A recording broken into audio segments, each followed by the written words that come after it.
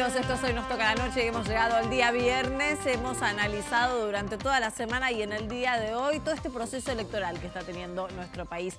Y hoy nos vamos a dedicar principalmente a entender las encuestas y todo el universo alrededor de ellas. Esos números, esos análisis que arrojan, que a veces ponen en vilo a los asesores políticos, a los propios políticos, incluso también a los periodistas y, por qué no, a todas aquellas personas que forman parte del electorado argentino más interesado en ver cómo van los números de aquellas encuestas. Pero nos preguntamos cómo se realizan, bajo qué circunstancias se hacen y principalmente también si influyen en la opinión pública. Esas diferentes encuestas que nosotros vemos publicadas o escuchamos a los periodistas mencionar, incluso a muchos de los asesores dejar trascender en cada una de las entrevistas de sus políticos. ¿Cómo se hacen? ¿Qué modalidades están utilizando? ¿Se hacen por teléfono? ¿Se hacen cara a cara, en persona? ¿Se hacen con una máquina telefónica que a uno lo llama? ¿Se hacen online? ¿Cuáles son las diferentes metodologías? ¿Cuáles son la cantidad de personas que se cuestionan? No es lo mismo 800 personas encuestadas que 3.000 o más. ¿Cuál es la porción de todos esos datos que nos van arrojando? ¿Sabemos realmente las encuestas? ¿Si podemos confiar en ellas? Bueno, todas estas cosas nos vamos a preguntar en el día de hoy. En esta semana, donde una de las cadenas de noticias más importantes del mundo, la CNN, ha decidido que determinados sondeos no van a publicarse. Y no van a publicarse porque no tienen requisitos que los hagan más verídicos, sólidos en sus datos. Como por ejemplo, decidieron no publicar ninguna encuesta que sea por teléfono. Ellos consideran que ese requisito es necesario como para poder descartarlas. No las van a tener en cuenta. Tampoco van a tener en cuenta si las realiza alguien que tenga algún cliente o las ha pedido a alguien que sea algún influyente en el tema de las encuestas, del sector financiero o algún candidato. Eso también es importante. ¿Quiénes piden las encuestas? ¿Para quiénes las hacen? ¿Cuáles son los clientes de todos ellos? Todo este universo de cosas uno las tiene que pensar y ver. ¿Hay un padrón de empresas que encuestan? Bueno, sí las hay. Si ustedes lo buscan en internet, lo van a poder encontrar en el Poder Judicial. Hay 91 empresas inscriptas y tienen que tener por ley indicado ahí la forma y la metodología en la que hacen las mediciones. Sin embargo, en este último mes hay 12 solamente que han puesto en esa página online cómo miden y cómo realizan esas encuestas. Entonces la pregunta, hay muchas preguntas en el día de hoy, pero la última para cerrar que se nos ocurre es preguntarnos, nosotros, lo que leemos, ¿es verdad?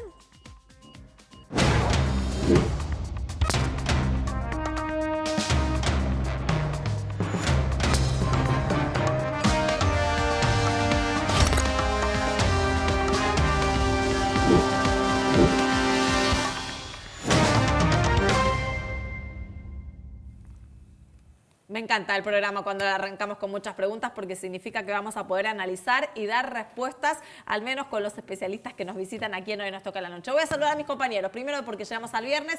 Nicolás Luca, buenas noches. Giselle Rumó, buenas noches. Laura García, buenas noches. Y voy a presentar a quien nos acompaña para que nos pueda clarificar un poco todas estas preguntas que tenemos. Se trata de Jerónimo Guerrero Iraola, es director de proyecto del Centro de Estudios para la Gobernanza. Es abogado especialista en derechos humanos. Así es. Buenas noches. Buenas noches. Gracias por estar aquí. Gracias a ustedes. Bueno, ¿cuáles son el universo de estas encuestas y empresas que encuestan las que deberíamos tener como más confiables? A ver, uno de los principales puntos a tocar tiene que ver con la transparencia y con la regulación de los procesos. Nosotros lo que venimos trabajando es en el estudio de la opinión pública a partir del Big Data, que es otra metodología diferente a la de las encuestas tradicionales, que se configura a partir de un muestreo específico en una delimitación geográfica determinada, previamente determinada, y a partir de ello se traza, digamos, una metodología que es la que se utiliza para evaluar alguna tendencia o algún clima de opinión. En relación a eso, o la gran diferencia en relación a lo que hacemos nosotros, tiene que ver con que el Big Data lo que permite es analizar un corpus de datos que es mayor. Esto es, analizar casi la totalidad de los datos de algo que previamente se estipula para estudiar y a partir de eso sacar una tendencia casi en tiempo real. El Big Data hoy lo que permite es hacer un tracking en tiempo real de sentimientos, determinadas reacciones frente a una temática y demás. Obviamente esto se complementa con las encuestas porque lo que permite es ir hilando cada vez más fino y generar lo que se conoce después para la producción de mensajes como microsegmentación. Entonces muchas veces lo que escuchamos, lo que leemos o lo que vemos tiene que ver con aquello que se va rastreando de ese humor social, de ese clima social. Pero como en todo, y al no haber regulaciones, digamos, se presta para muchas veces determinadas manipulaciones. Y hay que ver que es mucho, ¿no? Que es un universo de mucho. Por ahí para algunos muchos es 3.000 y para otros son 1.000.000. La diferencia entre Big Data y una encuesta tradicional es que uno puede analizar casi la totalidad de los datos que se proponga analizar. Y esto es la gran diferencia. El mucho tiene que ver básicamente con que se puede analizar la totalidad. Uno de los ejemplos clásicos es con el Big Data o con la posibilidad de analizar grandes volúmenes de datos, se puede analizar el ADN, que es un número de datos finito, pero podés ver la totalidad del ADN, no un pedacito, una muestra y de ahí sacar una tendencia. Con lo social pasa lo mismo, uno puede ver en relación a tal candidato o tal tema que está haciendo tendencia en las redes sociales, ¿qué dice las personas que intervienen en esa discusión? ¿Cómo piensan? ¿Cómo reaccionan? ¿Reaccionan con felicidad? ¿Reaccionan con enojo? ¿Reaccionan endilgándole algún término a algún candidato o candidata?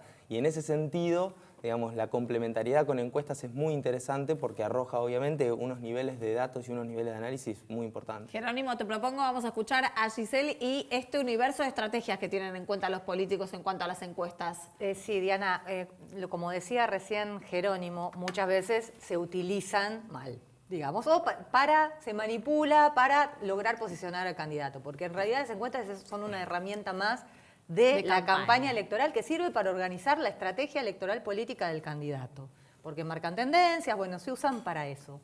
Pero muchas veces hay algunas trampitas que todavía se siguen usando y que los periodistas cometemos el error de creerlas o de leerlas mal. ¿Qué se hace a veces? Bueno, se genera, por ejemplo, se difunde una encuesta generando alarma y diciendo que el adversario está sacando una gran diferencia para varios motivos. Puede ser fomentar el voto útil. ¿Esto qué es? Decir, bueno, el votante que iba a votar a una tercera opción, que es el candidato que él quiere votar, no lo haga porque se asusta y por espanto termine votando al que considera menos malo. Claro. También se puede hacer para generar algún logro concreto.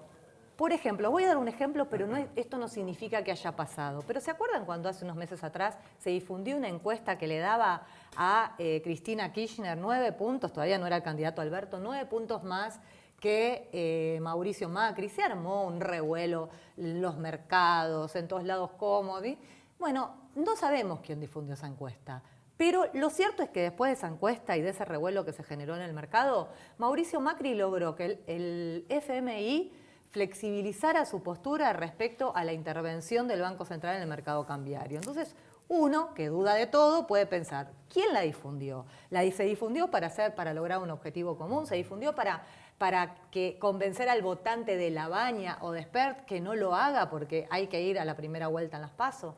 Bueno, a veces otras cosas que hacen también es inflar los números para generar un voto exitista o ganador a último momento. A veces elige con quién polarizar y se inflan los números de esa persona. Y a veces incluso se elige un tercer candidato que se infla para romper la polarización, digamos. Se puede manipular. La pregunta que yo le voy a hacer ahora a Jerónimo es, ¿qué incidencia real tienen las encuestas en el electorado común? Porque seguramente en el círculo rojo y en los mercados y en la gente más informada estamos atentos a eso.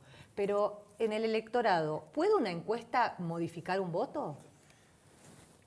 Es una pregunta interesante. Si uno evalúa la cantidad de encuestas que circulan y luego los resultados electorales y lo coteja, la verdad es que la primera respuesta o la respuesta espontánea es no, porque hay diferencias muy marcadas entre lo que dicen muchas veces esos números y lo que sucede en el plano de la realidad.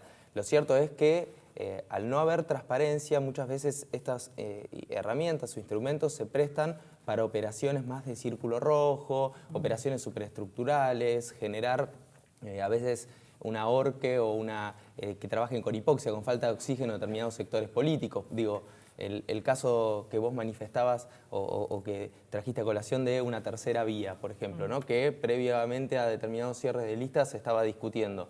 Obviamente en el momento en el que las encuestas empiezan a dar una extrema polarización, esos sectores que tienen que empezar a ir a buscar acuerdos con otras fuerzas, con otros actores para lograr generar ese músculo electoral, empiezan a verse debilitados, Claro. porque ¿quién va a ir a hacer un acuerdo con una fuerza que en la multiplicidad de encuestas que están circulando aparece como tercera lejos? El voto útil se logra. Entonces, más que el voto útil, me parece que el acuerdo útil, y que ahí es donde se empiezan a dar las condiciones. Cuando vos en el momento de presentar una alianza, que en este caso fue unos días antes, al cierre de listo, una semana antes, tenés que ir a buscar esos acuerdos y quienes van a acordar con vos te dicen, pero escúchame, ¿por qué voy a acordar con vos cuando los números publicados están dando que se va a dirimir entre dos espacios que se reparten casi el 70% del electorado?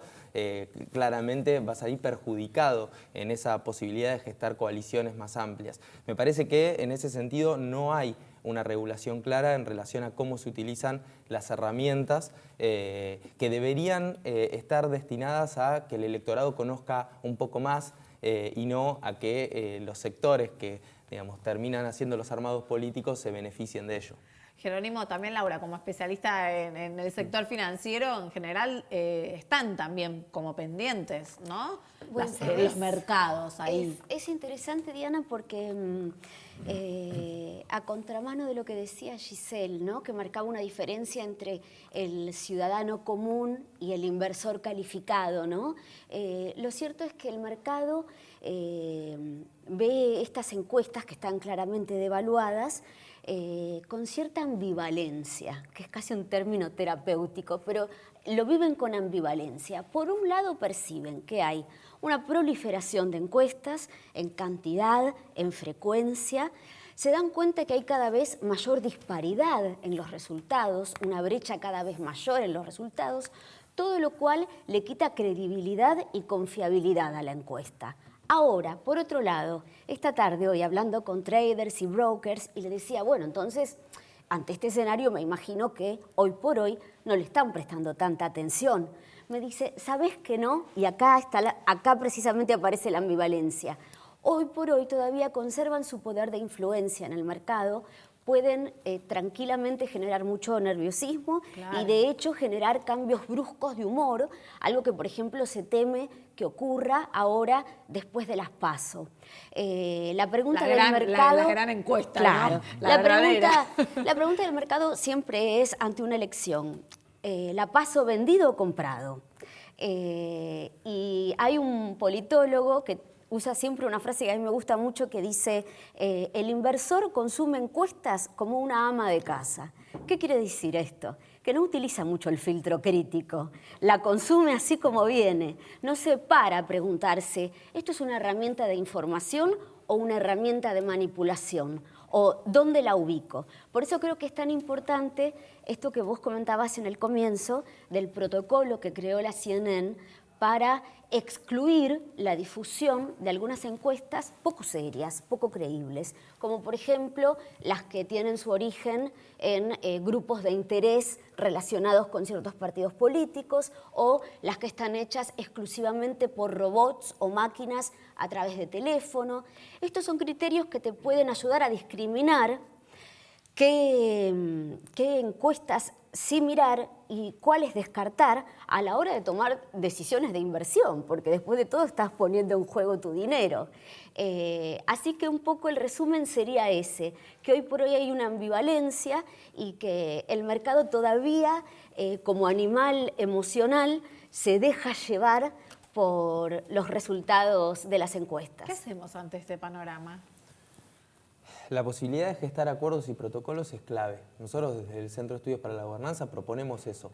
¿Y quién debería tomar esa política? A ver, que lo haga un medio de comunicación como CNN es claramente una muestra de por dónde hay que ir. Pero claramente, estamos hablando de la democracia y la democracia implica derechos para las y los ciudadanos. Y en ese punto el Estado es quien debe garantizar determinadas condiciones y sobre todo transparentar la cuestión. Si hubiera una regulación un poco mejor, un poco más ajustada y además que contemple las nuevas tecnologías, porque también no se están contemplando las nuevas tecnologías en la regulación electoral.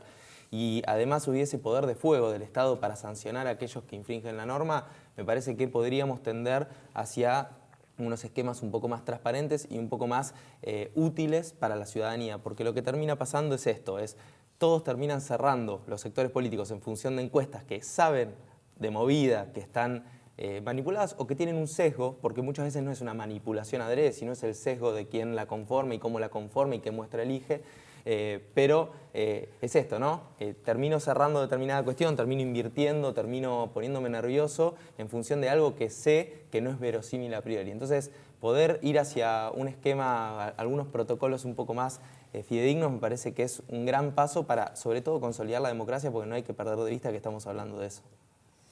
Bueno, ante todo, o sea, si aplicáramos los conceptos de la CNN, creo que nos quedamos sin diario los domingos por un buen tiempo. Pero porque la mayoría están hechas ahora por teléfono. Claro, nosotros tenemos un serio problema, que es que la mayoría de las encuestas que están llegando, directamente algunas vienen sin ficha técnica. Esa que mencionaba Gisela hace un rato, que era una encuesta de isonomía, si mal no recuerdo, salió sin ficha técnica. Entonces podía haber tenido 50.000 casos o el directorio de isonomía comiendo un asado diciendo yo a fulanito, menganito y sultanito. Tenía 60% de indecisos y eso no se difundió. 60% de indecisos tenía, bueno, pequeño detalle. Claro. Pero la ficha técnica no salió. Entonces podría haberse resuelto en un asado y que de 10 personas, 6 dijeron no sé a quién votar, o listo, 60% de indecisos.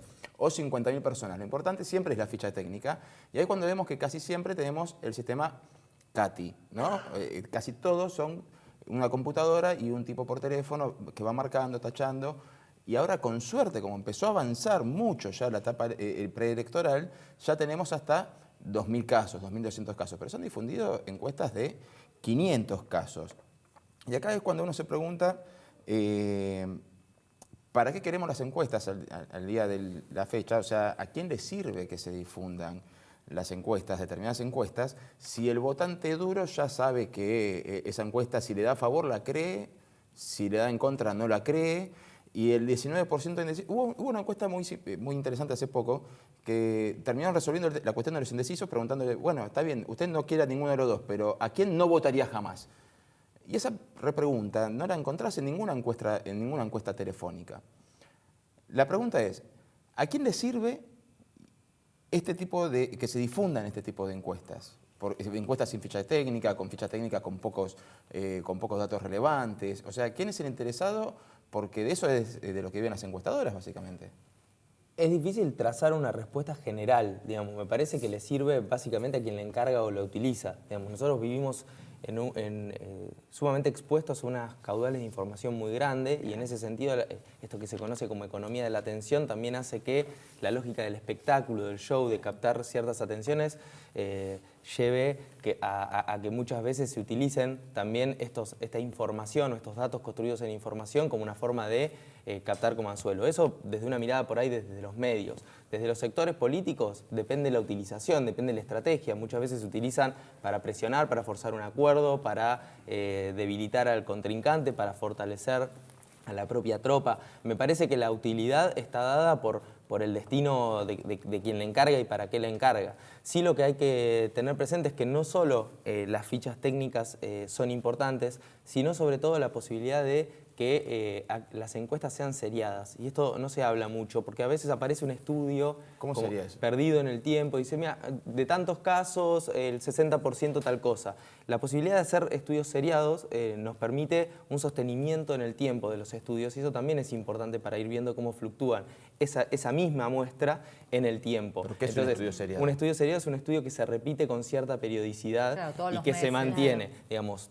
Hoy Durán Barba, por ejemplo, que trabaja con estudios de opinión, él encarga estudios seriados y va traqueando desde hace por lo menos 10 o 15 años a partir del mismo estudio. Entonces es un registro de la evolución. Eso va generando un registro. Luego puede acercarse o apartarse más dependiendo de cuán representativa sea esa muestra, que calculo se puede ir ajustando en el tiempo. Pero sí lo que permite es ir contrastando ese mismo estudio a lo largo del tiempo. Lo que también hay que advertir es que estas encuestas que aparecen muchas veces son evanescentes, ¿no? Aparece por WhatsApp, todos nos alarmamos y desaparece y no vuelve a aparecer un estudio similar, tal vez en el mismo año o en el mismo periodo, con lo cual uno a veces pierde valores de referencia que permitan contrastar esa información.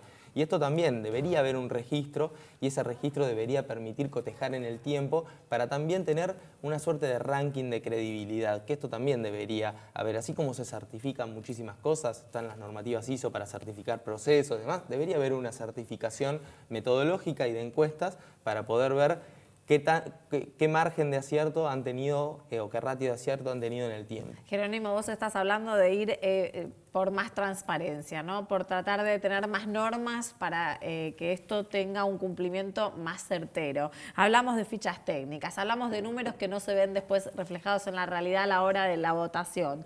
En todo esto, igualmente, vuelvo a repetirles a todos, hay una ley que cuando se instauró las PASO, las primarias abiertas y obligatorias, pusieron un ítem en cuanto a estas empresas que tienen que inscribirse y poner la ficha de metodología en esa instancia para que pueda estar abierta a la sociedad. ¿Hay cosas que no se cumplen? ¿Hay grises en esa ley? Como en todo, las normas no se cumplen. Cuando yo hablo de regulación, hablo de acuerdos que trascienden muchas veces a la ley en sentido formal o las leyes en sentido material, digo, a una normativa. Cuando yo hablo de regulación, hablo de, digo, tal vez, en esto, más hablando en términos jurídicos, ¿no? Desde la sociología jurídica, esto que hace CNN sea más importante que una norma escrita o que surja del Congreso, pero sí tiene un carácter normativo porque va modelando unas conductas de otros medios. Digamos, si CNN te está marcando un horizonte, es difícil que el resto de los medios reproduzcan cualquier cosa porque vas a quedar en offside posiblemente con mayor facilidad. Entonces, para que una reglamentación o una regulación pueda ser cumplida, requiere acuerdos más amplios que solo levantar la mano y que salga aprobada. Por supuesto que hay que avanzar muchísimo y una de las cuestiones que hay que avanzar es esto que se conoce como el palo y la zanahoria, digamos. ¿Qué pasa cuando no cumplís una norma? La verdad es que en Argentina las sanciones a los incumplimientos de la ley, digo, pasa con el voto, 50 pesos es no ir a votar, digo, no pasa nada si uno no vota, digo, como cuando no hay una sanción clara para quienes realizan las prácticas que están, digamos, previamente estipuladas en la norma, no cuesta nada no cumplirlo. Bueno, buenas noches, muchas gracias por estar aquí. Gracias a ustedes. ¿Saben qué? Después del corte vamos a seguir con todas las preguntas que nos hacemos. Vamos a preguntar exactamente cómo se hace esas encuestas, cómo nos llega el porcentaje y nos va a dar todas las respuestas Federico González, que es consultor político. Ya venimos.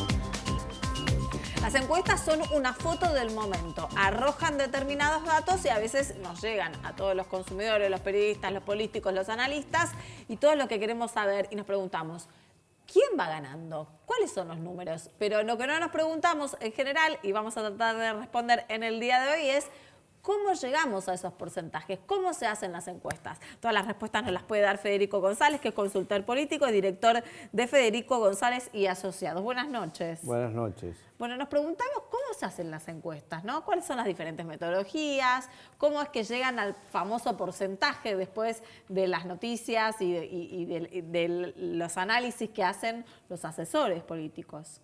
Bueno, en respecto de las metodologías, básicamente hay tres familias de metodologías. Unas son las presenciales, otras son las telefónicas y otras son las encuestas online. Dentro de las presenciales, a su vez, hay básicamente dos tipos, las que son domiciliarias y otras se llaman coincidentales. Se va a lo que se llaman puntos muestra, que son lugares que tienen mucha afluencia heterogénea de gente que resida en esa zona. Después las otras son domiciliarias y en las telefónicas básicamente hay dos tipos, las que se llaman IVR, que es el mensaje automático. La maquinita. La famosa maquinita molesta, y la otra es la que llama un operador y dice estoy haciendo una encuesta, bueno, la clásica. Y después bueno, están las encuestas online también, que ya casi todas las consultoras empiezan a utilizarlas, ¿no? Cada una tiene sus ventajas y sus desventajas. ¿Cuál es la más confiable? Para mí la más confiable son las personales.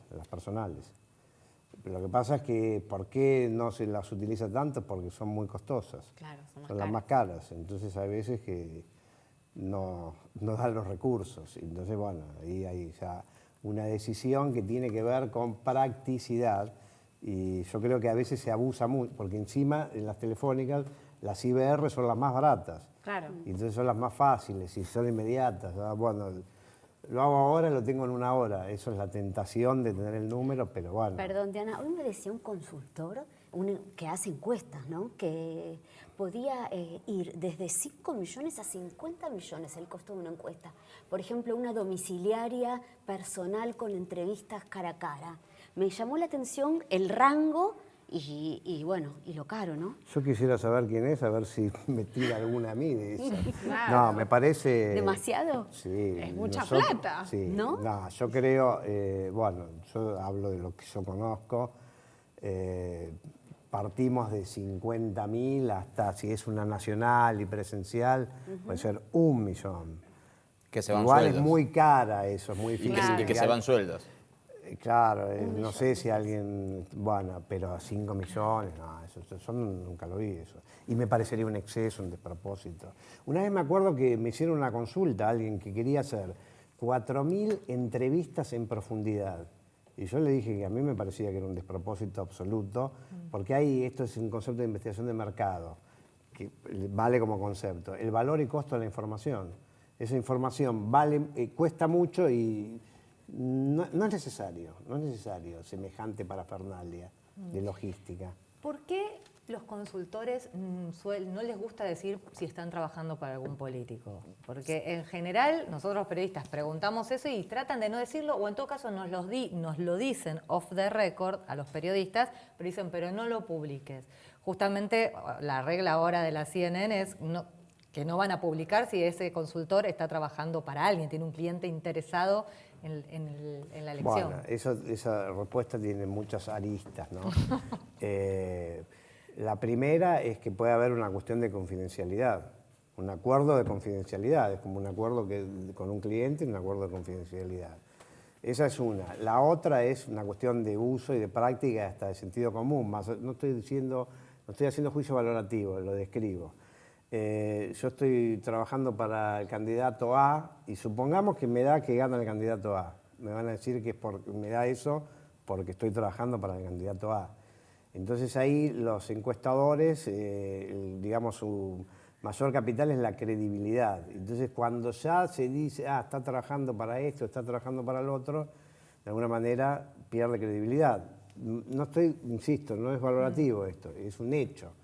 Así Pero que bueno, sí. no logro entender esto de la credibilidad, porque Sí, realmente en los últimos años y en las últimas elecciones lo que más ha pasado es que las encuestas pierden credibilidad, pero tienen un magnetismo tal que por más de desde que uno no 2009. les crea, siempre está pendiente de ellas. Bueno, pero es otro tema, o sea, pierden credibilidad por otros motivos, además de, o sea...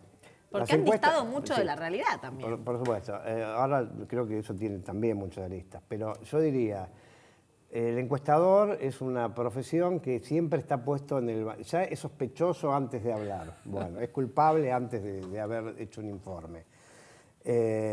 Bueno, eso por un lado. Por otro lado, lo de que en los últimos tiempos pasa tal cosa, yo desde que soy encuestador siempre se dice que últimamente están fallando. Y yo creo que a lo largo del tiempo fallan o aciertan en la misma proporción. Esta es mi opinión. Después también creo que, y no es que quiera hacer una defensa corporativa de los encuestadores, pues no me cabe. Yo nunca digo que nosotros tenemos un método científico, no digo eso, porque para mí, más allá de que hacemos o tratamos de hacer lo mejor que se puede hacer, para mí es una empresa desmesurada determinar lo que van a hacer millones de personas a futuro sobre un hecho en el cual no pensaron en el presente. Ahora, si yo digo todos estos relativismos, puedo hablar 1 hora de los relativismos, alguien me va a decir, bueno, pero entonces no sirven para nada. Y ahí mi contrarréplica sería, bueno, pero milagrosamente funcionan. ¿Por qué milagrosamente funciona? Vamos a poner un ejemplo. La Baña, para mí, para nuestro número, tiene un 10%. Otros dirán que tiene un 12%, otros dirán que tiene un 8%.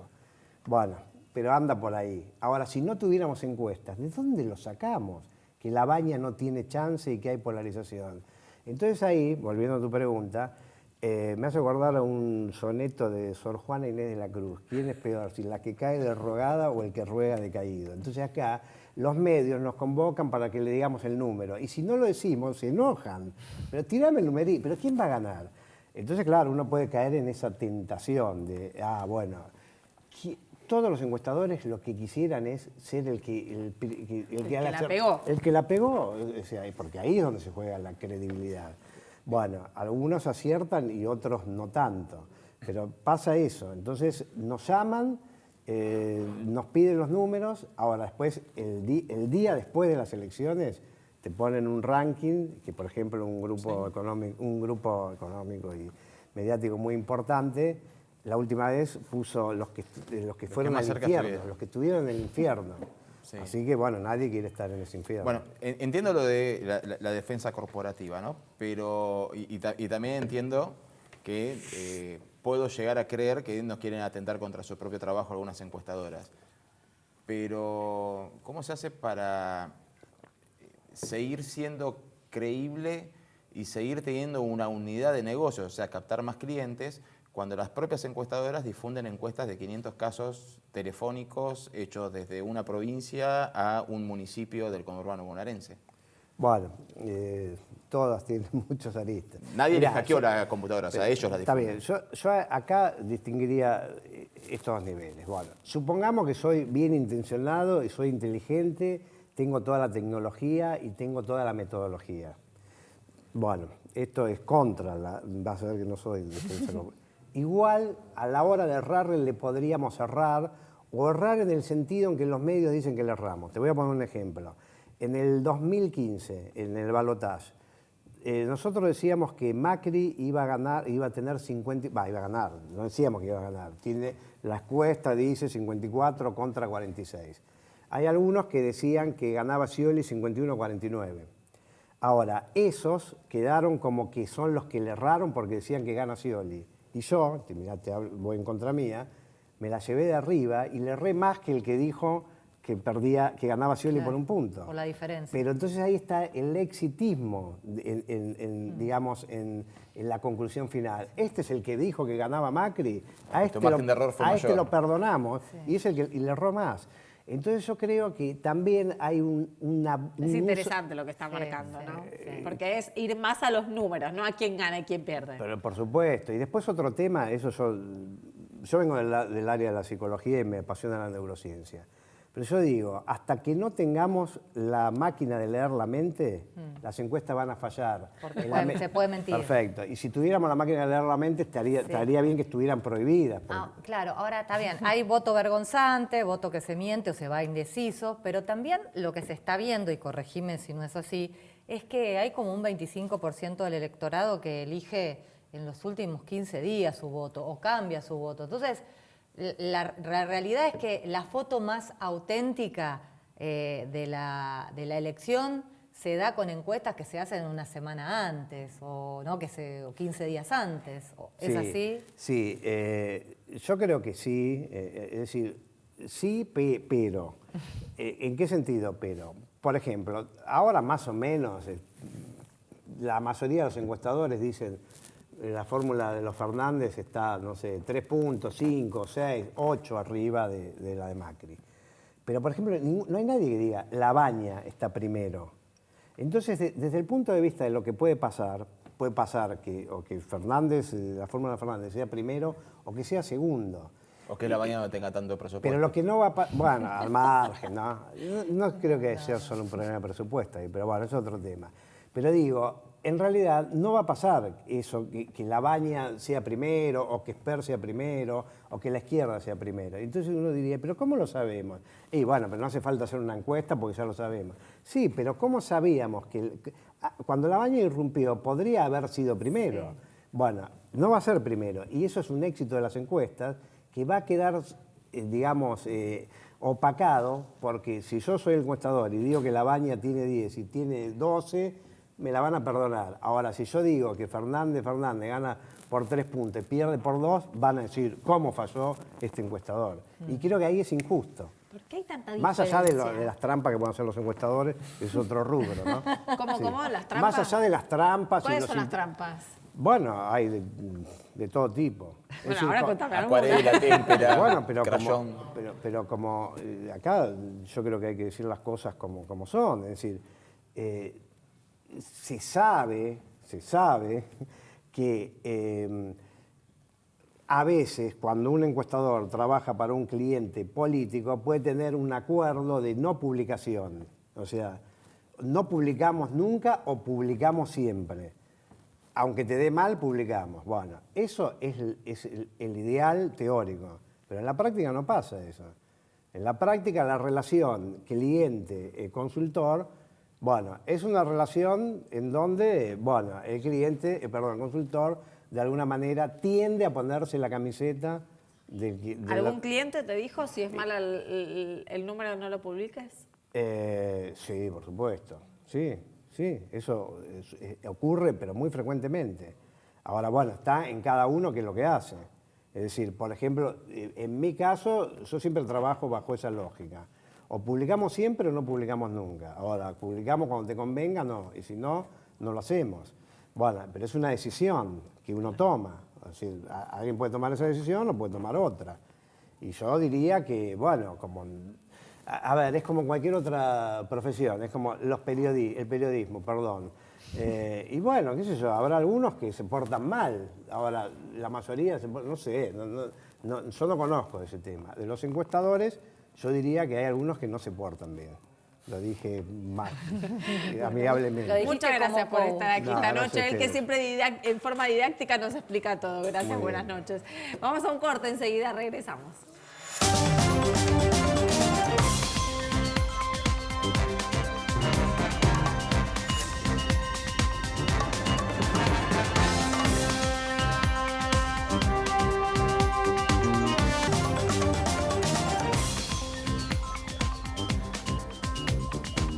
Desde hace algunos años uno piensa en las encuestas, en las leyes alrededor de eso y también en las leyes alrededor de las elecciones.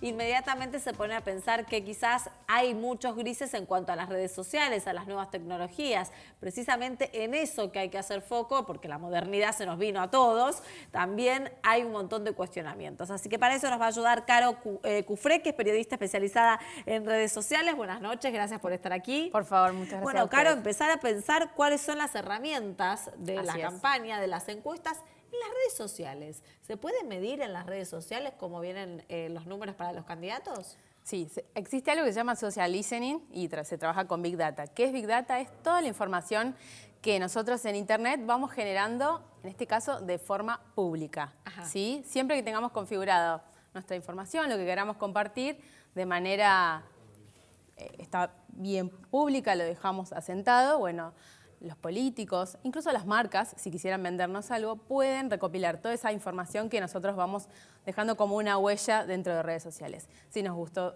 tal candidato, si nos gustó tal ley, si nos metimos en tal conversación sobre política en redes sociales. O también, por ejemplo, hoy hay mucho Internet de las cosas, que es que nosotros tenemos conectado el teléfono al reloj. Saben exactamente a la hora que podemos prender el aire acondicionado muchas veces, pues tenemos todo conectado al teléfono en situaciones de buen poder adquisitivo, obviamente. Aquí en Argentina no toda Y la jóvenes. gente tiene... Sí, Aclaremos también eso. Claro, pero capaz que el hijo le configura al papá el televisor para que a tal hora se le prenda el Smart TV y demás, y qué canales ve. Todo eso es información que se está ¿Te quedas? recopilando. Me impresiona. ¿Te impresiona?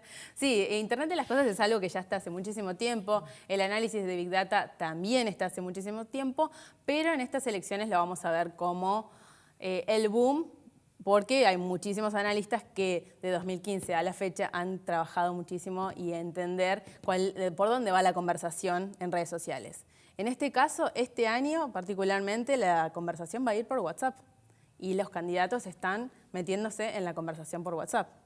¿Sí? He entendido que muchísimos candidatos están enviando mensajes a distintos referentes de distintos estratos sociales y les mandan un audio de WhatsApp y Juntos se lo comparten. bueno, es una estrategia Marcos Peña, ¿no?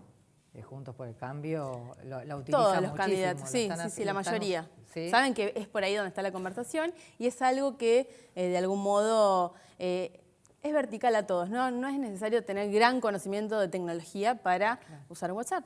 O sea, es de alcance masivo. ¿Y por qué por ahí va la conversación? Porque está ahí. Hoy, ¿qué conversas? Con los vecinos, por el chat del grupo de vecinos, los chats de mamis, el famoso chat de mamis, pero se le dice así porque uno tiene ese sentido de grupalidad y decís, bueno, nos quejamos de tal cosa del barrio. Bueno, ahí está, ahí hay política y ahí hay necesidades. Y que alguien nos envíe un mensaje, che, mirá, tal político está proponiendo esto para nosotros, puede llegar a servir. Carolina, si no me equivoco, creo que fuiste vos la que hoy o ayer tuiteó que el 70% de las personas que tienen Twitter están buscando información política, pero solamente el 56% dice a quién van a votar, a pesar de que en Twitter podés poner cualquier nombre Exacto. sin que sepan que sos vos. Exacto, esa es información que difundió ¿Cómo conseguiste Twitter. esa información? Me lo envió Twitter, o sea, al estar yo ligada a redes sociales, a tecnología, Twitter nos envía esa data que es pública, es abierta y ¿qué es lo que han hecho? Han hecho Big Data, ellos han analizado al público argentino y han dicho que tenemos esa intención de voto o al menos declarada a través de redes sociales. ¿Cómo lo hacen? Porque participan en ciertas encuestas, ellos deben saber, por ejemplo. El pool. Exacto, el pool dentro de las encuestas que dice cualquier político o cualquier periodista que intenta saber exactamente a qué candidato vas a votar. Y también hay ciertos movimientos que nosotros creemos que no tienen que ver con política, que en definitiva al que está analizando, que está haciendo el listening, o sea, la escucha en redes sociales, sabe que capaz de ese perfil va a votar a cierto candidato en la ciudad, en la provincia o en Por la otros nación. gustos, vos decís. Exacto. Hacen como un perfil que podría ser un votante. Ahora, ¿es alto comparado con otros países que un 70% de Twitter busca información política? No lo sabría decir, no nos enviaron la comparativa, pero Argentina es uno de los países que más conversa o genera opinión a través de, Yo tengo una de redes posición sociales, con de eso. Twitter. Para mí en Twitter estamos los periodistas, Sí, los es muy políticos cerrado. y una pequeña, ínfima porción de la población informada. Exacto. De ese Pero- porcentaje es el que está interesado. No es que de Claro. toda la población hay un Claro. 70% que Ahora, quizás a lo que voy, está en Twitter o las redes sociales en general, ¿qué porcentaje de la población manejan de la Argentina? Exactamente, no sabría decirte Pero, qué porcentaje digo, de... chiquito, poquito, mucho. No, en Twitter está una ínfima parte de la población la que le interesa estudiar, hacer de qué se está hablando, por dónde pasa la conversación, debatir ahí y, bueno, o sumarse a debates bastante picantes que Claro. lo tomás o lo dejás. Y hay mucha gente que se corre de ese tipo de conversaciones y se va a otras redes sociales, como hoy es Instagram, como sigue siendo Facebook. Hay un grupo social que todavía está en Facebook. Los mayores. Exacto. Sí, o... Es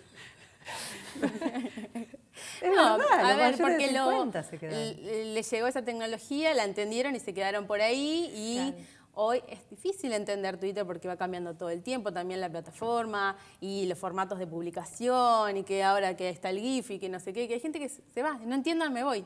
Yo. Pero me acabas de seguir. No entiendo, me voy. Sí,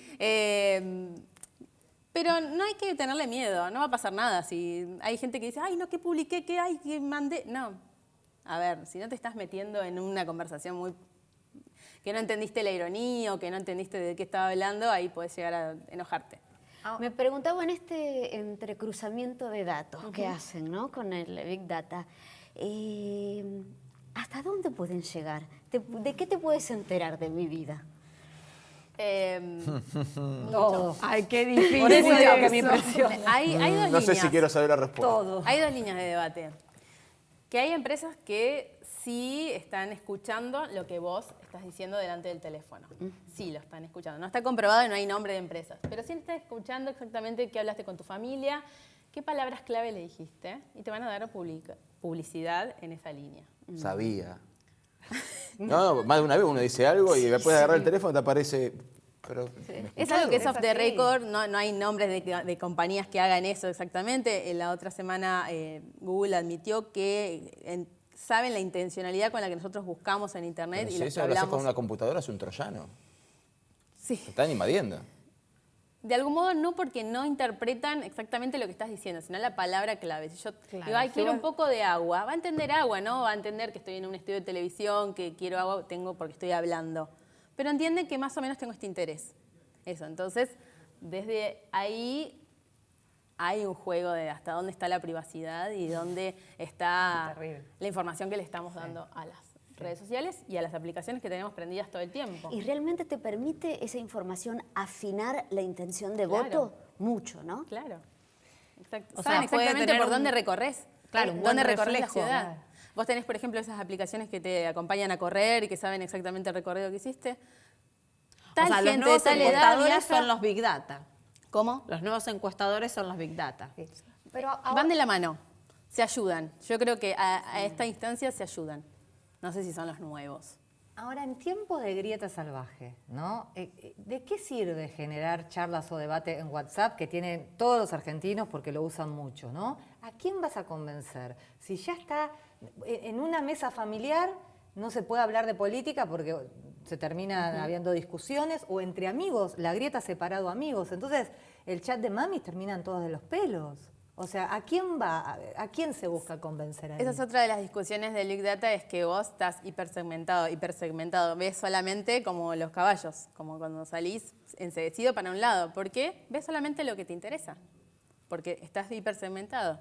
Todo lo que te interesa va a ir para vos y lo otro va a estar muy del otro lado de la grieta. Pero O es sea, lo que va a sería llegar. el voto duro, ¿no? El voto ¿Pero que qué no va a hacen? cambiar. ¿Convencer al por ahí. duro? ¿no? Exacto. O contenerlo. Hoy la búsqueda es encontrar al indeciso, al que está en el medio y tratar de llevar agua para su molino. Claro, Al es votante interesante duro le puedes dar herramientas para las discusiones. No, esta semana también en Parque Norte la discusión dentro de Juntos por el del Cambio es ir a buscar al indeciso. Exacto. A ese gran porcentaje de personas que todavía no deciden o que no saben qué hacer o que no se quieren sumar a la polarización, bueno, tratar de convencerlos para llevarlos a su molino. Qué interesante esto del WhatsApp, ¿no? Sí. Que venían mencionándose en todos Sí, los los defensores- medios defensores y en del las cambio. estrategias Sí. de todos los sectores. Yo me preguntaba, ¿en el WhatsApp se logra ese tete a tete como que el que me lo pregunta o me lo envía es de confianza? No siempre, y eso está bueno que hable de mi lado más de periodista. No siempre el vecino al que vos querés, a tu papá que tanto querés, si te envía una información, siempre la primera fuente no es WhatsApp, no es tu papá. Tenés que volver a chequear esa información.